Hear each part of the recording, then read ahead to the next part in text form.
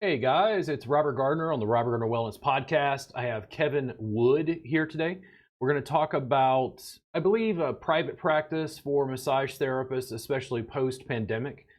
Kevin is one of our Reboot Insiders Club and subscribers. We were having a conversation about business after the pandemic. And did you want to introduce yourself, Kevin? Hey, I'm Kevin. I've been a massage therapist about 7 years. I think I've been a subscriber to Reboot Insiders for probably about 2.5, 3 years now. Yeah.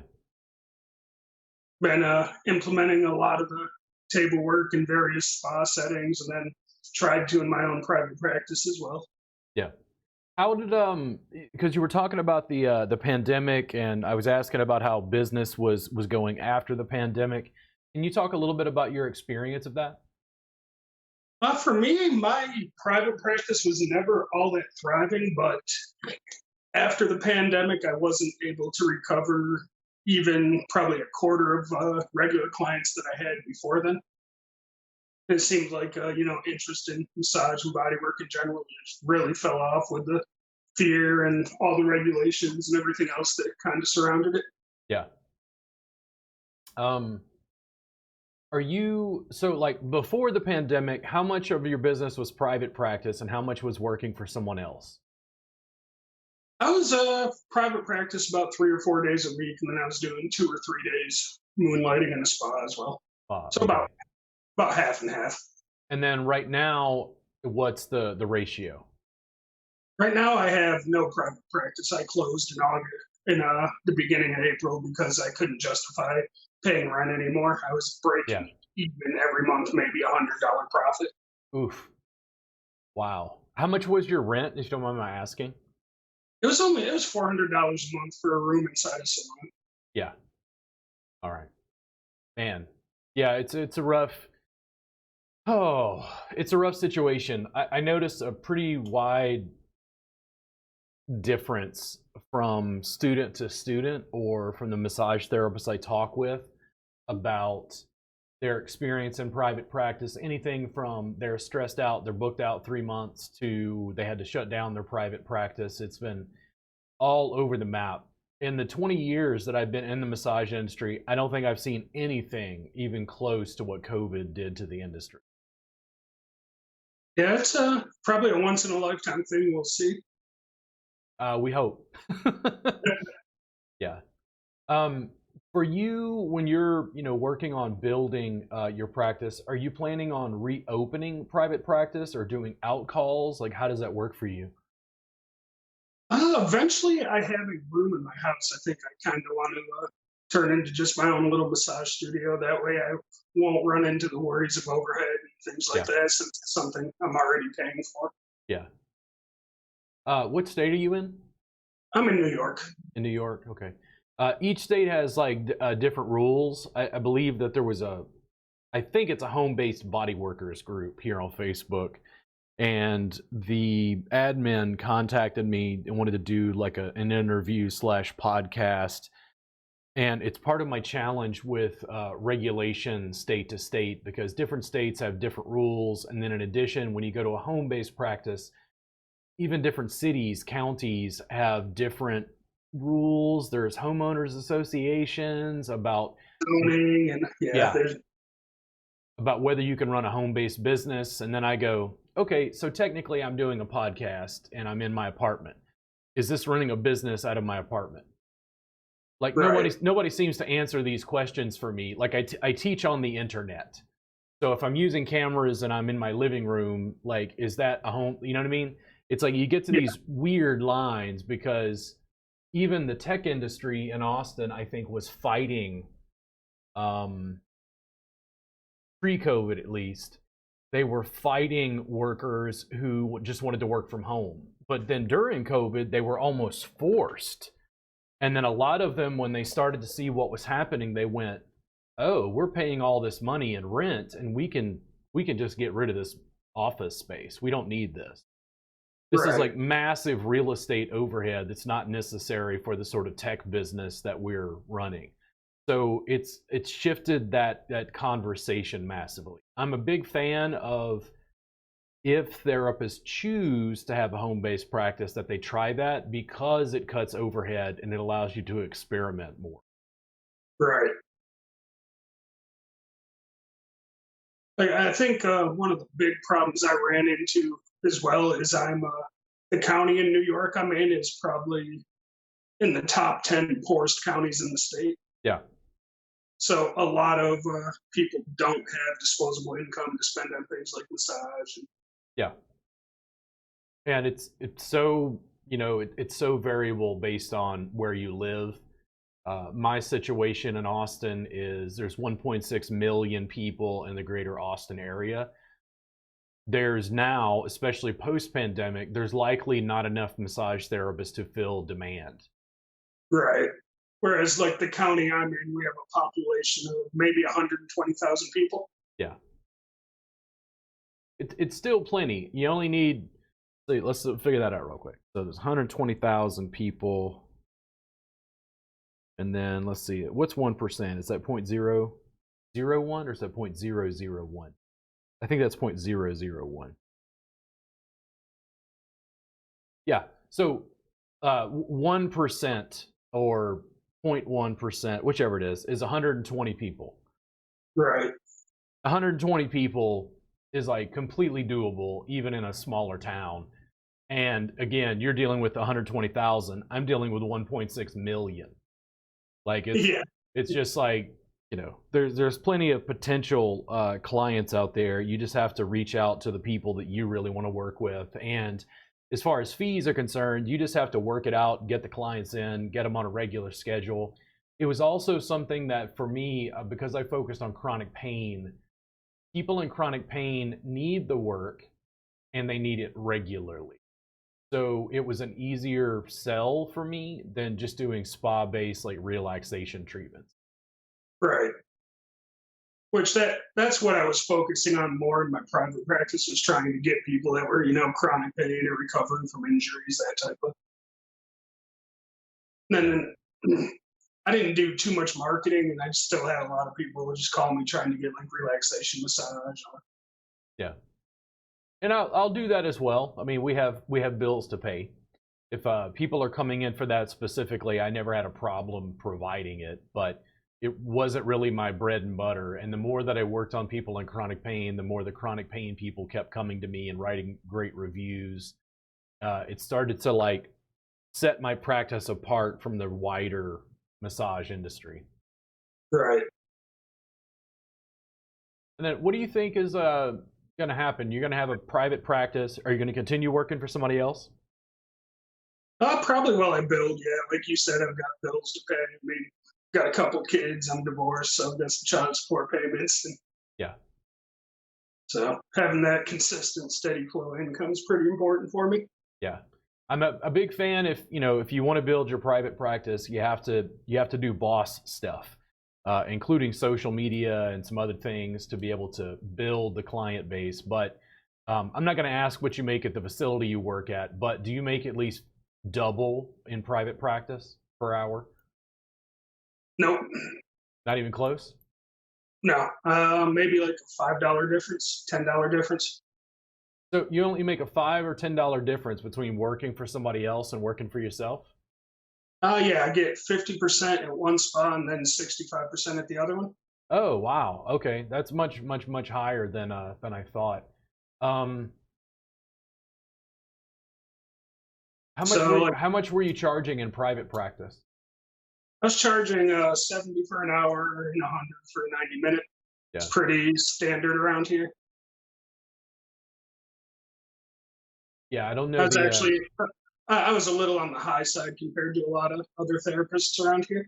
Yeah, I don't mind that so much. If you're doing what I teach, even if it's on a table, you should be able to help people more rapidly from a lot of the soft tissue stuff that we see in practice. I don't know. I mean, if you look at it fiscally, even if it's 60%, you're making 40% more in private practice per hour. So right. It's not quite double. But yeah. If you work for yourself and you get paid $100, the $100 is yours minus taxes. So right.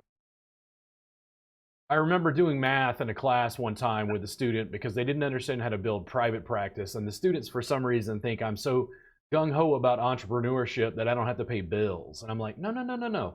They're like, dude, if I have to foster my entrepreneurial dreams by delivering pizza, I'll do it. The difference is when you start making money in private practice and focus on private practice and you keep all of it other than taxes, you're like, I make more money this way. And I took a student and said, how much is, let's say $100. One client a week. Okay, so you made $400 a month. Now what happens if you get two? That's $800 a month. Now what happens when you get three? And they go, that's $1,200 a month. And they're like, whoa, that's $1,200 from 3 hours a week, which is 12 hours a month. They're like, that's more than I make in a single paycheck from the place I work at. And I go, so how long do you have to double up until you're in a financial situation where you continue to push towards private practice? Fiscally, it works, but you have to do boss stuff. And that's Right. what I see a lot of massage therapists having a major problem with, because if they do something and they don't get paid by the hour, they have a very hard time justifying the time and energy put in to, say, making video or marketing. They're like, well, I don't make money for making videos. And I go, but you get clients if you do it Right. consistently. And it's hard because you're not also probably going to be taught that in school. They're not really going to focus on that as part of the curriculum and core. Oh yeah. For my massage school, our business section was an absolute joke. Yeah.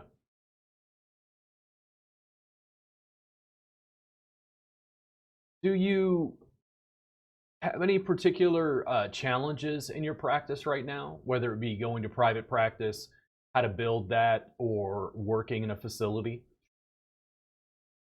I mean, honestly, my biggest challenge is people's conception of what massage is, because a lot of the time when I do almost any complaint I've had about a massage was related to the work that you teach.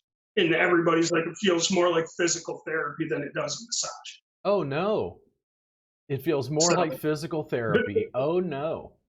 yeah, so I mean, So, that outside of that, like, I don't have any real hurdles. Basically, when it comes to marketing stuff, I just get in my own way. I'm self aware enough to know that I get in my own way and stop myself from doing it. yeah.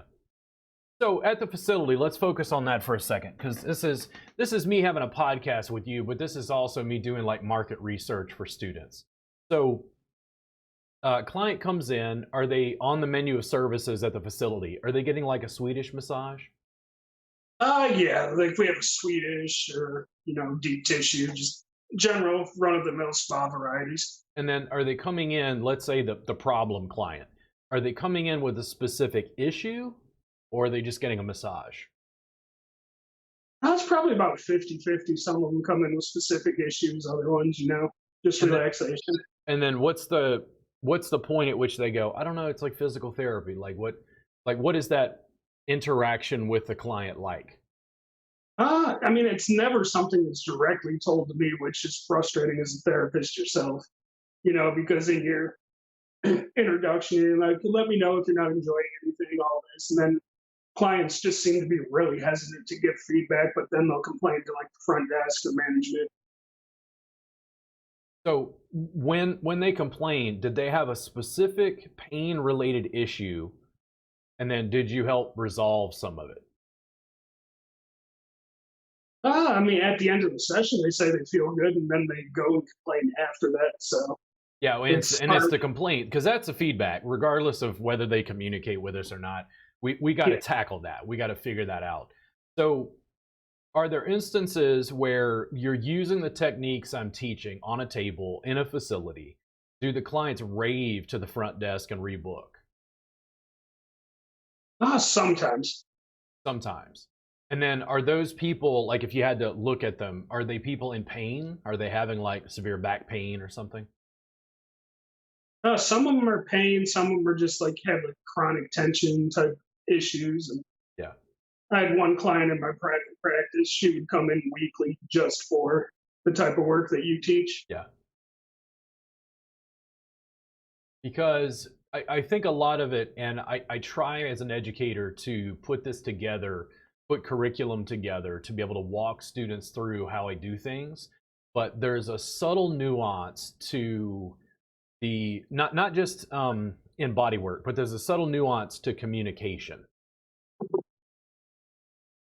And when I had a client coming into a chiropractor's office, when I worked there, I was about 5 years. It was the last job. It was probably over 8 years ago that I worked there. The clients would come in and there's a table, and I'd say, you know, what are you having problem? And they're like, oh, my upper back and my neck. And I go, cool. Take off your shoes, lay down on the table just like you are. Are you having more problems on the right side? I might touch that side for them right there. It's like, is it right up here? And they're like, yeah. And I say, lay down on your left side. Put that right side up. I'm going to work on that first. I'm going to move you around to see where we're going to work. Now, normally, because their expectation is to take off their clothes and get naked, and I use oil, they're a little like, well, you want me to get on the table with my clothes on? And I go, yeah, I'm just going to move you around for a second to see where we're going to work. That really sold table tie without me ever saying the word. Right. Once I started working on them and doing the work, I maybe did it on that one side 10, 15 minutes. So 15 minutes out of their 45 minutes left hour session is gone. After I'd worked on that side, I'd say, okay, flip, to the other side. And then I'd go, hey, do you want to, keep doing what we're doing? Or do you want to take off your top and bra, lay down face first in a face rest for like deep tissue? And they'd go, no, this is like really good. Can we just do this? And I go, sure. And then here's the thing. Their session was actually an hour because I never had to leave to have them take off their clothes. So that was a little bonus. Generally, the facility was doing less laundry because they're clothed. I'm not using oil and staining the sheets or whatever. So it was really the verbal communication. There were clients that you could just tell just wanted the massage. And in my case, in a chiropractor's office, it was pretty obvious that they could just not see me and just book one of the other therapists to try it out in the facility. But over time, I became the fix-it guy. And based on what you've told me, my hope would be that you could possibly sell that within the facility that you're working at. Even having the other therapists send people to you that are having problems because they just want to do the Swedish for the relaxation.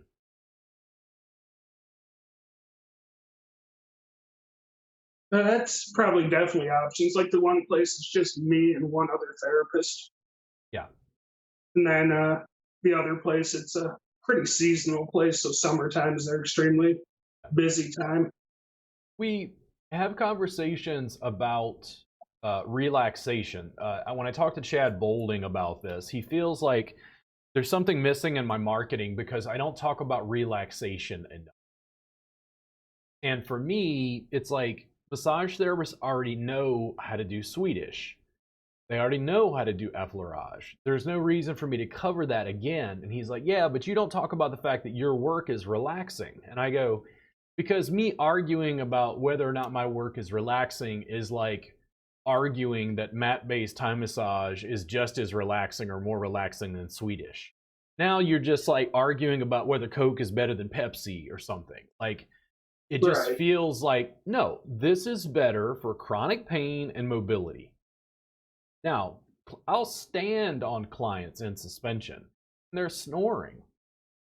They're falling asleep. But relaxation is just a byproduct of most body work. It's not something that has to be sold. And that's kind of how I look at it. But I think the parameters for what I'm teaching long term, especially when it's mat-based, close-on, suspension, 3-hour sessions, even the massage community, they're very like, this is weird. We just don't understand what this guy is doing. And Kristen will teach table tie, and Kristen is getting frustrated. And I'm like, what's the problem? And she's like, well, I can't do anything. In other words, I've set her practice free to be mat-based with suspension. She can use all of her tools. She can use her knees, feet, shins. She can use the rest of her body instead of putting pressure on her hands and arms. Now, all of Right. a sudden, when you push her back on the table, which it took her a year to even get off of the table, like towards the mat, building that in her practice. Now that she's teaching it, she's like, but this is bullshit. Like, this is just too much work. And I go, great, Kristen. Are you going to go out and tell the massage industry that the thing that they were taught in school is bullshit? That it's not as effective and it's harder on their body and it's not helping clients with chronic pain? Because if I say it, it is not received well. If you say it, you're a boss babe.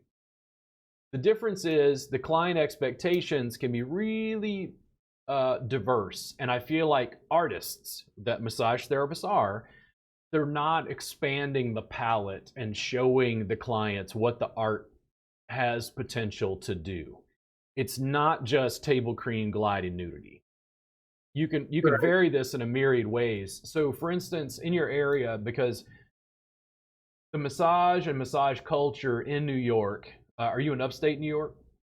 Yeah, I'm in the Buffalo area. I'm Okay. about an hour outside of Buffalo. Yeah. So you're in an upstate, New York area. So massage culture is like different from place to place. This is from my experience traveling. If I go to Atlanta, it's different than Utah, and it's different than Washington State. It's different than Florida. I see this again and again. Are there any stretch labs or stretch zones in upstate New York? I think there might be one in Buffalo, but I'm not 100% sure on that. Yeah, because massage therapists have told me repeatedly that business formula, they're like, there's no way, that'll never work. And I'm like, there are stretch labs and stretch zones all over the United States. And as far as I can tell, they use no cream, they use no oil, and the people are completely clothed. And they do like 20-minute sessions. And it works. The people come in, the business seems, I mean, it was hurt by the pandemic just like anything is. But Right. that was the real estate that I kept trying to get massage therapists to take, and they kept saying, but my clients want massage. In other words, they looked at my work as not the same, but they wouldn't pick it up and do it, and then they allowed people without licenses to storm in and just take up all of this real estate. There's proof of concept that the clients want stretch. Now therapists are going to Facebook groups and they're looking for stretch routines. And when I talk to them and go, hey, I've got this subscription service at $7 a month. I've recorded every class since 2017. They're like, no offense, Rob, but Thai massage just isn't my style. And I go, what? Like, what? Like, I'm told what I teach isn't even Thai massage. And then it starts these weird, like, brand related issues, because if I call it Thai massage, they think it's the same as everybody else's Thai massage, and I don't think that's the case. Yeah, I think part of the problem is, at least with the massage industry, is there's so many.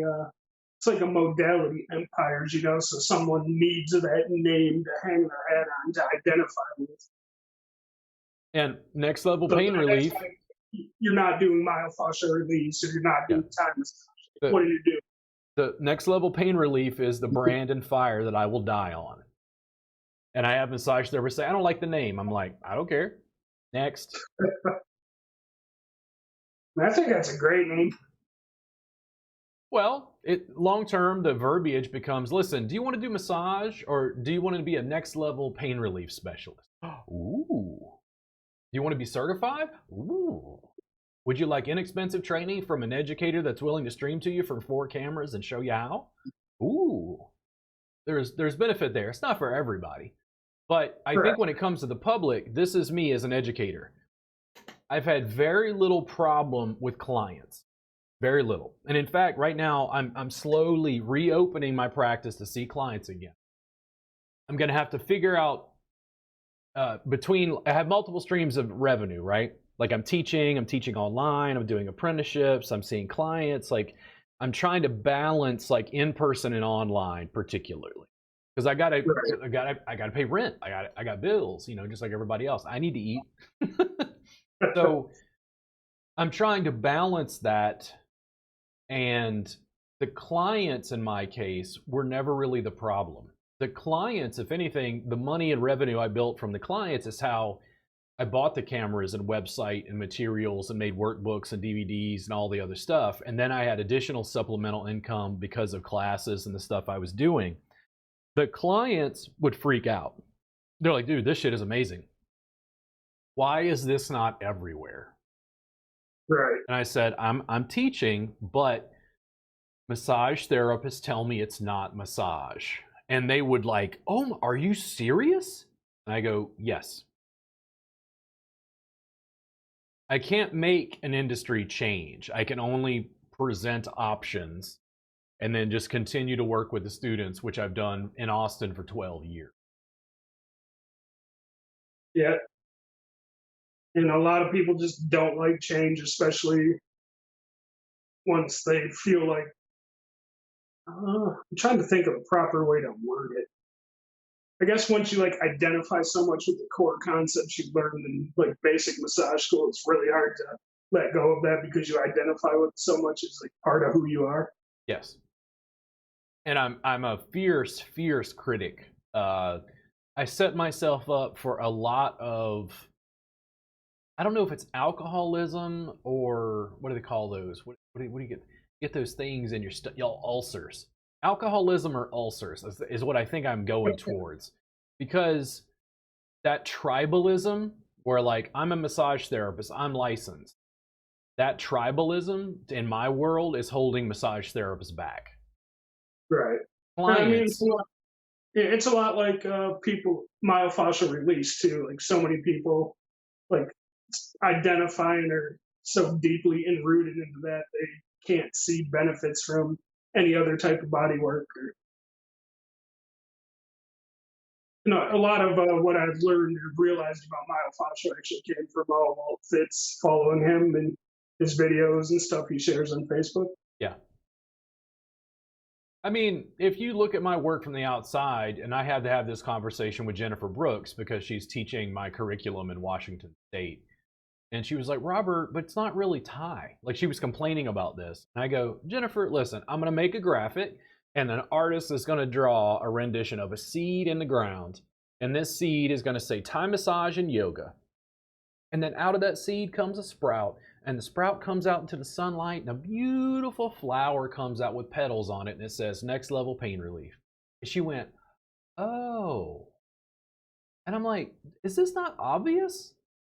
Like, I never left Thai massage behind. It just became another limiting box. And I'm like, squash tribalism.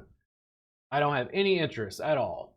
Humans, or Homo sapiens, we share the same anatomy and physiology. It works across cultures. Yes, right. I want to pay homage to the Thai people and the fact that they gave me this gift, but I'm not interested in limitations.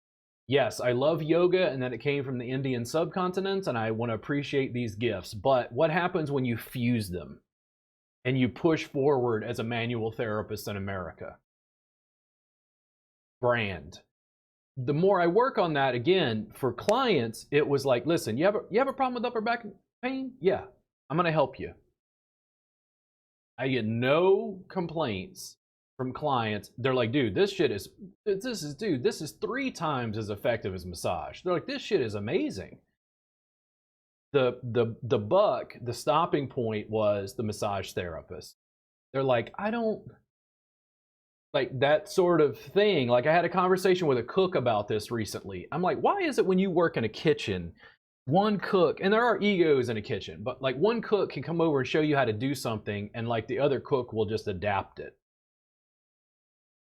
Because that's what I'm doing with a massage therapist. I'm coming in as a cook and going, hey, we could do it this way. Like it'll make it easier to make the brine or easier to do this or that. And the very quick answer that we got to is we think that core curriculum and the fact that the students are trained in a certain way, which I'm breaking. And that sort of brainwashing that happens, that sort of like fixated thing, but we learned in school to do it this way. And I'm like, right. Yeah, but we have new stuff now. So like, you can't put pressure on the femoral artery. And I go, well, we're putting pressure on the adductors. And when we apply very broad pressure from tools that you don't have in massage school over the adductors as a secondary thing, there is compression to the femoral artery, but it's not with an elbow. It's not sharp. This doesn't harm people. And it's very safe when it's used effectively on certain clients who are having certain issues. Even when I say it in such a mild-mannered way, most massage therapists are still like, I don't know, this guy's weird. He's all over the internet. He's talking about stuff that we didn't learn this in school. This is dangerous. And I'm like, if it was dangerous, there would be dead bodies outside my studio. Right. So the questioning things, I'm really just skirting around the edges of the industry, trying to find the students that want to do something different. In my experience, either at the spa or in private practice, you have to pick up your phone and run out and show them what you do and show them why it's more effective and show them how you work on upper back and neck pain, how you address lower back pain and become a rock star in your community. Now, Right.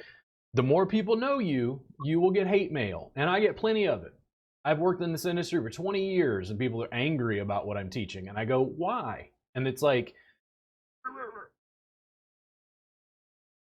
fundamentally, even in I'm in a blue city in a very red state. Keep Austin weird. Austin is not weird. Austin is completely middle of the road suburbs. Now, Austin is very progressive for Texas, but Right. this is not New York City and this is not San Francisco. I have been teaching what I do for 12 years in a city with 1.6 million people. How many mat-based facilities exist in Austin after me teaching for 12 years in person here? I'm going to guess maybe a handful. 0. Now, that's a facility like the one you work at. Now, Right. how many facilities allow mat-based work? Maybe. Allow it, maybe. Then, how many students in private practice are doing what I teach? Maybe. When you have 4 practitioners, including me, in a city of 1.6 million people, we're not even making a dent. Right. I got a lot of work to do. That's an uphill battle for you, that's for sure.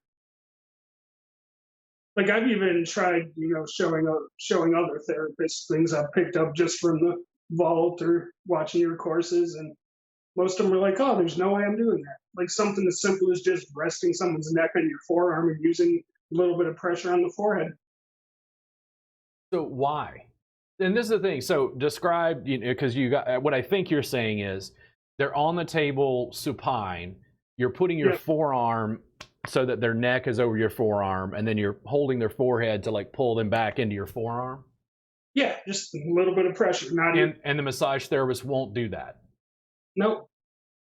Why? But they don't say why. They're just like, no, I'm not doing that. Like they think it's too much pressure. They feel, I think, just because they're trained that the neck is such a delicate flower. Oh, yeah, exactly. Like when a drunk driver ran into the car I was in and probably, tore ligaments or completely overstretched ligaments in my cervical spine that caused me, and this is a car. Like I can still hear the car out of my left ear. I can hear the engine rev just before the impact where it knocked the car off the road and we went into some trees. Yes, necks are more delicate and you do have to be careful of the carotid artery, but they're making... Kristen was teaching class and she's like, yeah, they told us in school not to use the forearm or elbow in the neck. And I was like, what? Because I didn't go to school locally. I'm like, are you serious? And she's like, yeah, we were told not to use the forearm or elbow in the neck. And I'm like, what the fuck? What are you... No wonder massage therapists' hands are killing them. This is not... What is this? What is this shit? If I need to, I'll put a knee on somebody's neck. Yeah. And that doesn't freak me out. Now, if people see it in a video on my YouTube, they're like, this isn't safe. And I'm like, what's not safe? They're like, you're occluding their carotid artery. I'm like, no, the carotid artery is in the front. My knee is in the posterior. Yeah. And then if I say compression, people are like, like I'm talking about pounds per square inch. I go, listen, my knee is an elbow on steroids. It's a bigger, broader structure. When I put a knee in my neck, I'm grabbing probably half of my neck. Covering more real estate. Half of the skin here. It's big and broad. Like when students are in class, I never hear these techniques aren't effective. I never hear that. What I hear is, I don't understand. This isn't massage. And I go, great. If it's not massage, we don't need licenses in all 50 states. Now let's get back. And they're like, what? What do you mean we don't need licenses? I'm like, well, it's not massage. You just said it's not massage. A next level pain relief session isn't massage. Sounds like freedom to me. I teach from 4 cameras on the internet. Let's go. And they're like, what? I'm like, listen, I've been teaching in Austin for 12 years. This shit is not a secret. I have 1,800 videos on my YouTube channel. There's 800 hours on my classroom instruction where I've recorded everything since 2017, and we put suspension inside the vault because students were bitching for years that they wanted suspension. I've given it to them. How many of the subscribers, the $7 a month Reboot Insiders Club subscribers, how many of those subscribers have set up suspension? I'm going to guess probably 0. Ding, ding, ding, ding, to my knowledge. And the deal is, it's fine. The students are just wherever they are, and I'll keep working at it. But it's not that I'm not working hard and putting it out there.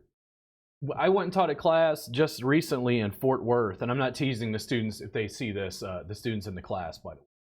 The students in Fort Worth, Dee Dee is a friend and colleague. I was actually having a conversation with myself because I don't remember how Dee Dee and I met specifically. But anyway, Dee Dee has been using what I've taught her, and basically Dee Dee's one of those students where I just gave her permission and then she just went crazy.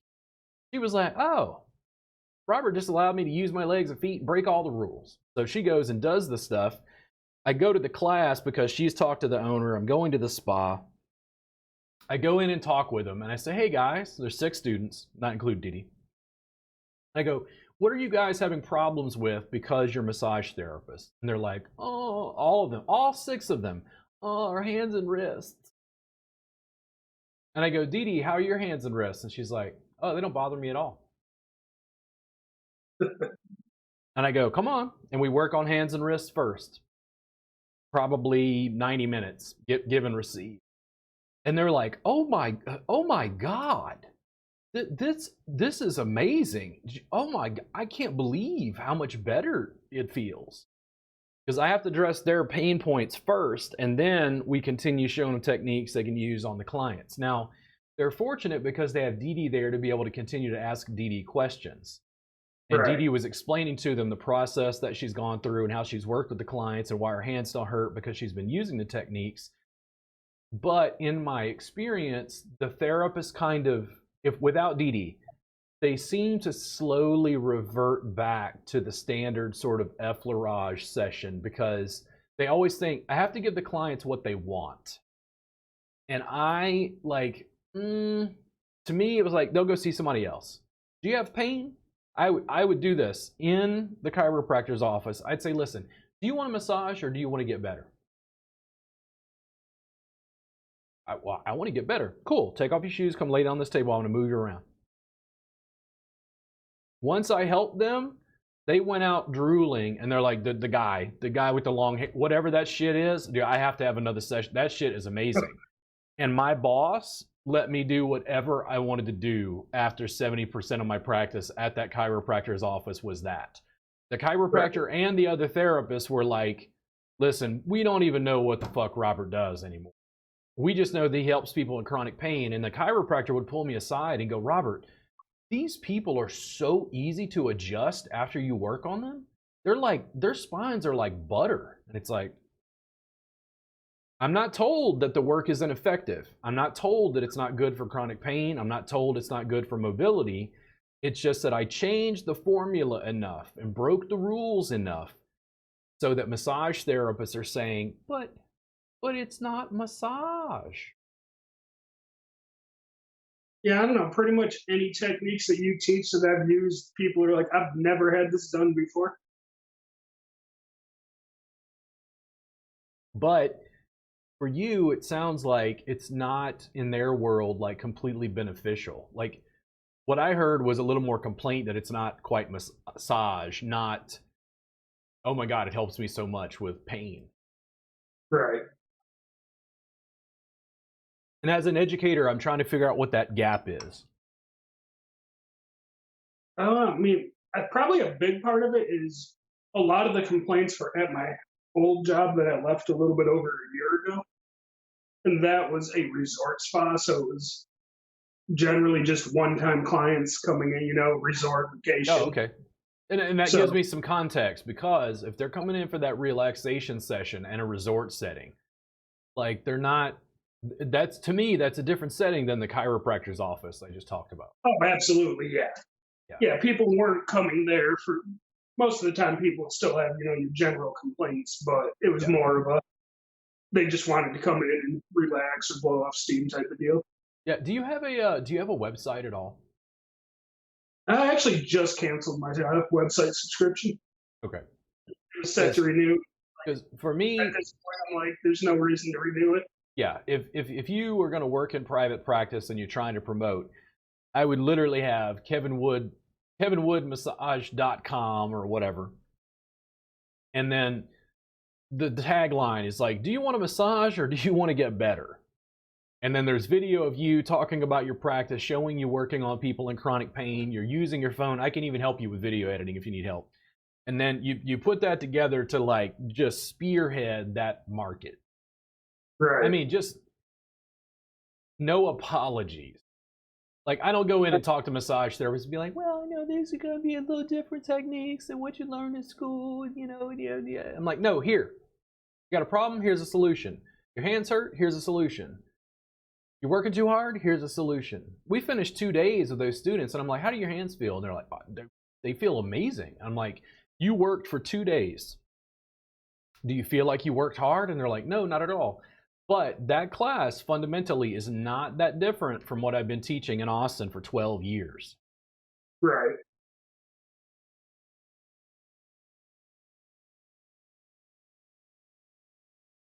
Honestly, probably the hardest part's not reverting back to the old habits and patterns that you're used to if you've been doing massage for a while.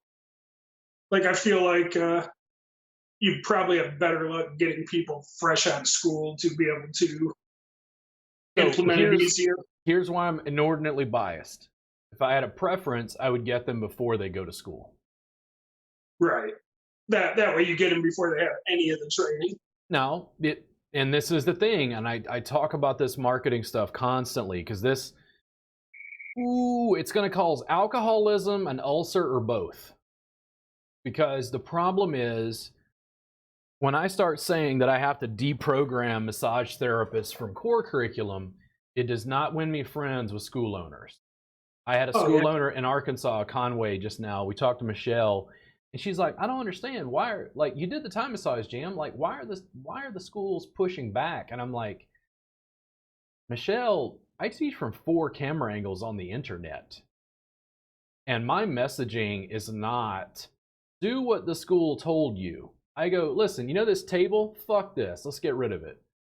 Let's have a no table, no cream, no glide, no nudity practice that the students don't recognize as massage. That is disruptive, and people do not like change. I think that school owners in many instances look at me as a threat. Do they want me to sit down and talk about TikTok for an hour and how students can build practices based on social media marketing and work for themselves? That's not what core curriculum is designed to do. My very existence as an educator calls into question everything they're taught in massage school. That change is pivotal enough that a lot of people don't. This is making me uncomfortable. Right. That's all. It's just change. Yeah. See, for me as a therapist, that's never been a problem. I'm like, oh, this is something new. Let's try it. See if it works. Yeah. Like, I don't give a shit if it fits in a little box or someone's ideal view. Yeah. Well, it has to be packaged. I mean, Austin massage therapists were like, dude, clients won't pay for 3-hour sessions. And I'm like, are you sure? Because I don't know how to tell you guys this, but I'm charging $600 a session now. And they're like, oh my, dude, are you fucking for real? And I go, I don't get every client. And they're like, well, what if somebody can't afford it? And I'm like, well, if somebody calls me and we have a conversation and they're having a specific issue, I'll make it work for them. And they're like, oh, so you'll give a discount. I'm like, well, sometimes. Like, I've never turned anyone away because of the cost or fee. Like, somebody's in pain. I was in a car accident. I created what I do and manifested what I did and studied what I did and practiced what I did because I was in pain and couldn't afford help. So I have a deep resonance for that. But I've also got to get paid for my time and figure out when I'm going to have time to do a podcast with Kevin, which means getting paid. You know, that's another thing that's like such a dirty word in the massage industry is discount. Discount. So what? Like you see so many therapists scream about how you never discount, but then turn around and say, "Oh, add 15 minutes." You're giving a fucking discount. Well, there's a reciprocity and exchange. I talk about this a lot for therapists because I'm very much in promotion of them putting their phone on a tripod, pressing Facebook Live, and then just like, hey, here's my client Joanne. I'm going to show you how I work on the neck real quick, and this is just 5 minutes out of the session. That video and its promotional quality is worth me giving $20 off. Right. I don't think therapists see it that way, but yeah, I'm giving a discount, but I'm getting something for that exchange. Now, if people, you're getting value out of that discount. I mean, and students do this to me all the time. Like, I had a guy come in for a private training, and it was like he was going to pay so much, and he's like, "Do you give a discount for subscribers?" In other words, the $7 a month subscription. And I'm like, "Oh, like, what? Like, you pay $7 a month." Like, I mean, and the thing is, I was gonna say I don't even notice the subscription fee. I don't think I've looked at the vault in probably a year and a half. But. And here's the thing, that's been a massive debate inside my practice. They're like, you have to raise the subscription fee enough to where it hurts the therapist, like fiscally. And I'm like, how about no? How about no?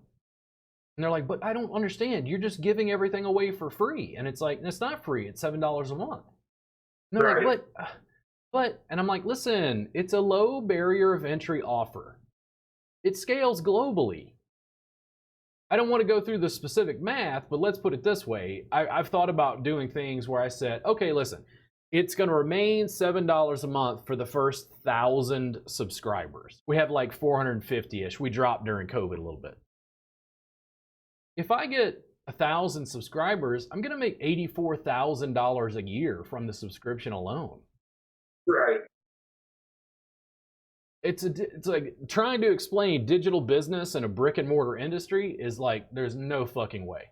It's never like, people are very like, what? I don't understand. You're just giving it away. And it's like, yes. And I'm also charging for it. And it's $600 a session, and it's $800 a day for day training privately with me.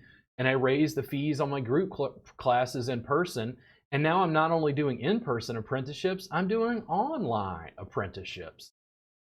And a lot of time, like if someone buys just the basic subscription to the vault, they're going to see something and be like, hey, let me go buy that whole class. Like I actually bought the whole mat-based class just based off what I saw in the vault. Yeah. I mean, it's like there are other CE classes and workbooks and DVDs and, you know, like you talk with me and you're like, hey, I want to do the apprenticeship. Great. The apprenticeship online is $250 a month. But I'm working with you 2 hours, you know, using my cameras to flip camera angles inside Zoom to do interactive training where you take Joanne, and I literally talk to Joanne and go, oh, hey, I think she's having a problem with her scalenes. And then I show you how to work on it live and put anatomy on screen. That is revolutionary use of technology in the massage industry. Currently, it's my practice, and what I'm doing is, other than being hated by the people who pay attention, it's almost being completely ignored. Does anybody come and like pat me on the back for innovating an industry and innovating education and pushing for it? No, they're like, we don't like what he's doing. And I'm like, So you don't like that I help people? Like, you No. can't learn online. You have to touch people. But okay, hold on. Let me go back to this. So remember I talked about 1,000 subscribers. If I get 1,000 subscribers, my business is going to drastically change. I can turn on my camera 2 hours a day, 5 days a week, 52 weeks a year, and produce another 500 hours of footage every year. Right. And I don't have to charge anything for it. Yeah. 10,000 students can work with me live. And they're like, what? Like, they form little satellite groups. Kevin has 10 other therapists in his studio with a big screen TV. You're all working together, giving hands-on feedback while I teach live, online, interactively. In fact, Kevin, if you have a question, you can just call me and ask a question. And they're like, what? But what? The internet has no laws, rules, right? Like, it's very wide open. The problem is I'm having to train therapists to learn that way. So now, this is me. Maybe we talk about change. People are afraid of change. Not only is the work I teach radically weird, but now he's teaching it on the internet and raving about online education. It's going to take years of work and labor for me to even remotely make a dent in the massage industry. Massage Entrepreneurs has 15,000 massage therapists in it. I'm the admin, and mostly my posts completely ignored. And then you'll see a question about cream or oil, get 500 replies. What kind of sheets do you use? Because that's the most entrepreneurial question I've ever seen for an entrepreneurs group. I'm like, go to Amazon, select the sheets that are cheapest, and buy them. Like, what's the problem? It's like 99% of clients aren't going to give a shit about what your sheets are anyway. But massage therapists as a tribal group, and this is massage therapists, not the public, by the way. Massage therapists value themselves based on the kind of table they have, based on the kind of sheets they use, based on the kinds of techniques they use, and whether they have certifications. Basically, they're playing a status and prestige game based on those things. It's like, well, I'm a boss babe because I have this kind of website with this kind of scheduling software, with these kind of sheets and these kinds of creamer oils. Make sense? Yeah. And what I have to do is, I'm not lying to you. I had a class and I talked about next level pain relief, and this guy goes, I don't like it. And I go, really? What don't you like? He's like, I don't like the name. It doesn't tell people what you do.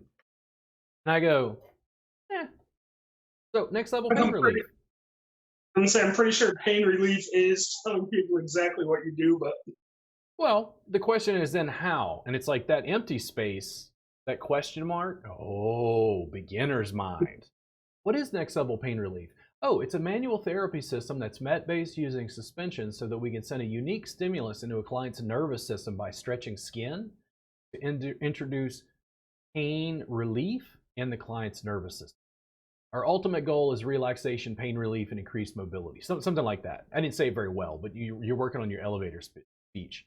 This same student who said, next level pain relief, I don't like it. And I said, what if I could make you an NLPR certified provider? He was like, ooh, I like that. And I literally sat back, Kevin, and was like, why the acronym? Why does NLPR, why does that acronym, that alphabet soup, what? I don't know. Because I look at marketing and packaging differently, but what he doesn't understand is I'm testing the audience. I'm testing the audience. And what I'm trying to build is the Nike in the massage and bodywork. Where it's like, no, you don't understand. There's massage therapists, and then there's whatever the fuck these people are doing.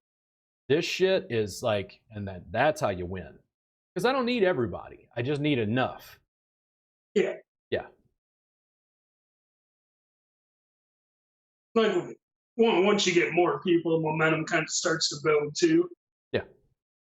We're not snowball rolling down a hill yet. Not even close. I'm still Sisyphus. I'm pushing that shit up. It's like, oh, a website got hacked. Oh my God. I'm teaching from 4 camera angles. They tell me they can't learn online. Oh, odd.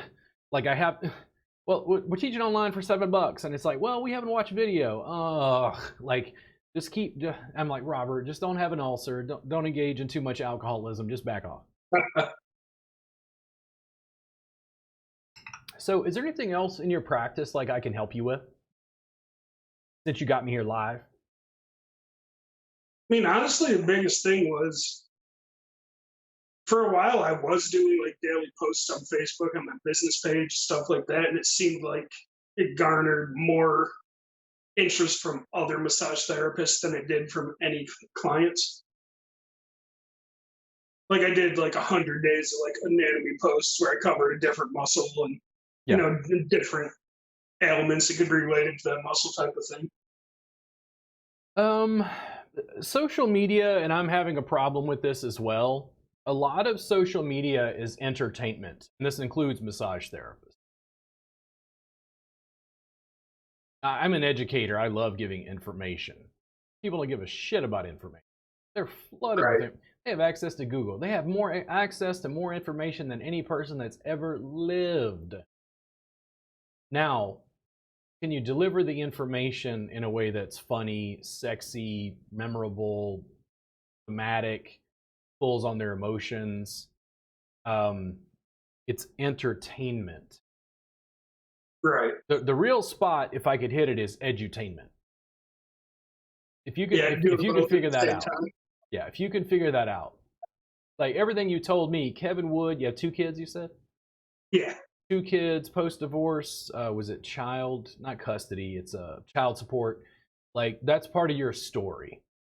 If you put that on display in the right way and show the struggles of a massage therapist entrepreneur trying to build something and do something different to help your community and talking about what you do and giving away sessions, there's entertainment there, but I haven't hit what I think of as the formula. Right. Like I'm doing poker videos and like liquor tastings and coffee reviews to try to diversify my content to see what people are interested in. And I feel like eventually I'll tap a vein, almost on accident, because I can't logically figure it out, like what people are interested in. Right. But if you garner enough attention, you get the 1% that want what you do.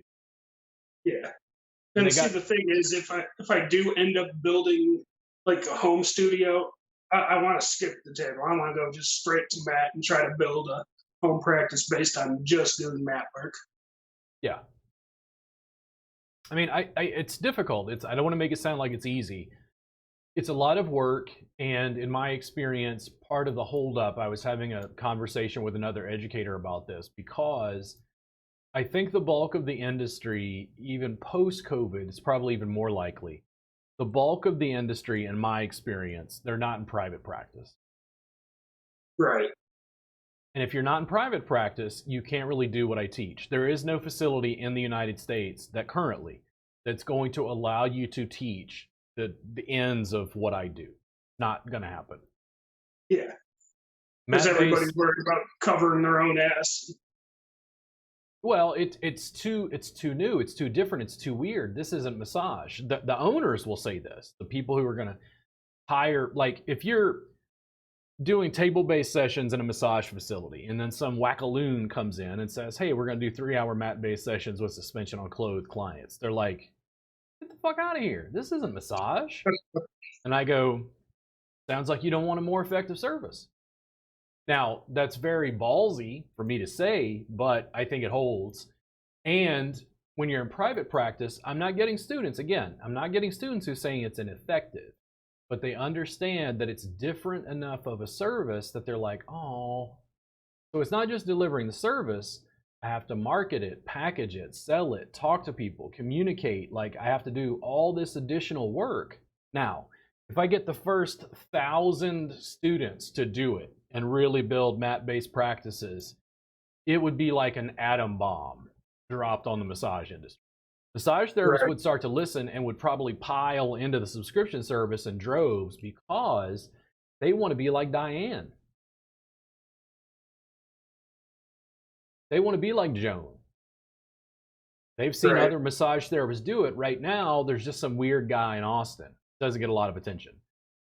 Like even having Kristen and Danielle teach, the students are responding very differently to Kristen and Danielle teaching classes than they do to me. Funny how that works. There's more proof of concept when more people are doing it. When enough massage therapists in private practice are kicking ass and taking names, eventually, this is what people don't understand about brick and mortar business. They're like, people ask me this, therapists all the time. They're like, why don't you have a brick and mortar business? And I'm like, the worst thing I could have ever done would have been to have opened a brick and mortar 2 months before COVID hit. Right. They don't understand that I'm going to use all the online training as infrastructure to build the training materials and supplemental materials for the franchise. Oh, I see it. But the thing is, everybody went brick and mortar, because that's what everybody does. And I was like, global distribution for pennies on the dollar. How about this? How about this? And they went, no, brick and mortar. We only do brick and mortar. And I'm like, how about this? I know you don't see it yet, but what's going to happen? People argued with me about suspension. They're like, you can't release suspension in this subscription service. And I'm like, why not? Finally, I got to why not. I literally took a student. She was like, nope, it can only be sold through a high-priced, expensive, like thousands of dollars course. And I go, no, I'll do that as well. But like, why not just give it to them? And she's like, but people are going to steal it. And I go, okay, so I've got table-based stuff. Are the students doing it? Oh. I've got mat-based stuff. Are the students doing it? Oh. I've got yoga therapy-related stuff. Are the students doing it? No. I'm showing them how to build a business and do social media. Are they doing it? No. So if they're not doing all of that, why do you think they're going to take suspension? And she's like, God damn it. Because here's what I've realized. I can give away the information almost completely free. And 99% of massage therapists are so lazy, they'll never do anything. Right. Not my problem. But the 1% who do... And the problem is, I've almost had podcasts and like talking to my camera where I'm like, will you please, if you own a massage facility in the United States, you can literally, I don't want to know about it, but just set up one account for your 1,000 therapists and just let them use the same login and password. Just steal my shit. Would you please just steal it? Somebody, somewhere, just use the shit so I can show proof of concept. Because if I turn over one facility into, you know, a behemoth, other facilities, other speculators, other investors, other therapists are going to want to do it. Yeah, it's going to show like, wow, this really works. Like business mindset, that makes just complete sense. Well, there's a thing, because a lot of the massage industry, particularly in massage education, it's a secret. You want the secret techniques? Take out your credit card. You want the secret techniques? They're provided by American Express. Do you want the secret techniques? They only come with Discover Card and Visa. And I go, right. Fuck it, $7 a month, let's go. Direct to consumer, D2C. And they go, but we can't learn online. And I go, some people can't. Really no different than learning in person. Well, I mean, the thing is, I still provide in-person classes, in-person trainings, in-person private trainings. Like, people can hire me, you know. It's like, I guarantee you, Kevin, let's see, state of New York, the next level pain relief, you don't need a massage license. If you contact me and say, hey, I want you to come train me, and I'm like, how much? And we lay out a fee, I just get a flight and fly up to New York. Right. That's fine. It's fine. Like, I still teach in person, but what's happening is I keep raising in-person class fees, and the students are like, oh, this is expensive. I'm like, subscription service, $7 a month. Now, here's the deal. Do students want me to teach more students in an in-person class or less students? Less. Pay me. You want 6 students per class? Pay me. Happy to do it. Happy to do it. Yeah. Makes complete sense. $7 a month. Oh.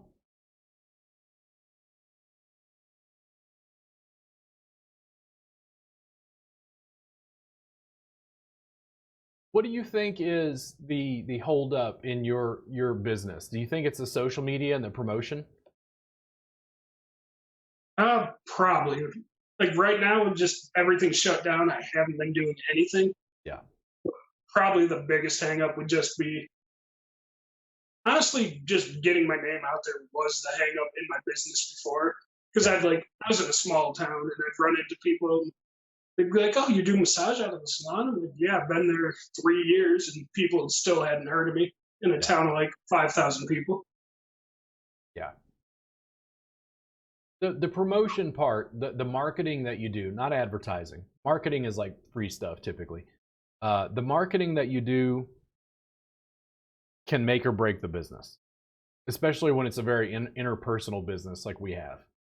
Right. But again, I think the problem is the massage therapists have an employee's mindset where they're worried that they won't make anything for the time they put in.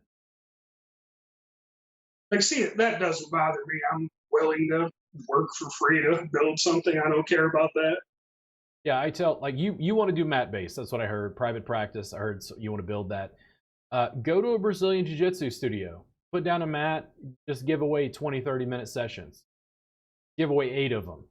Set up your I don't even phone. know if I have one of those around here. I'll have to do some Brazilian research. jiu-jitsu, martial arts, hockey players, whatever it is in your area that people, athletics, people in pain, whoever your target market clients are. Right. If you did 8 hours and you just got one, it would probably pay for it long term if that person rebooks. Yeah. Lather, rinse, repeat. And for me, it's not just doing the work, it's doing the work, taking out the camera, recording the work, putting the work online, cutting it up for social media. It's just like this podcast. I'll take clips from this podcast and put it on social media. Right. People are confused. They've got it, I think, backwards. They're like, I don't understand. Why does Robert, he doesn't get paid from this podcast? And it's like, get clients. They trust me more because I have a podcast. Well, of course he's a professional. He has a podcast. It has a podcast. His face is on YouTube, Facebook, TikTok, Instagram. And they go, but I don't understand. Like, how is he getting clients? And I'm like, there's 1,800 videos on YouTube. It's owned by Google. If they're looking for Thai massage in Austin, I guarantee you I come up at least on the second page, if not the first. Right. You don't have to get every client. No, that's probably just organic too. You probably didn't really do anything extra for the. Yeah. And that's the thing. I'm struggling, right? Online, in person. I'm having a debate right now about whether I should be running ads for clients or not. I'm not quite sure. I don't know what I want to do yet. I'm also onboarding the massage therapist for apprenticeship, so I have to make sure, like, energetically and then time-wise, do I have time, or how many clients can I see consistently without it causing a problem? Sounds like you need a personal assistant. I need to make more money. I got to make more money to be able to delegate like that.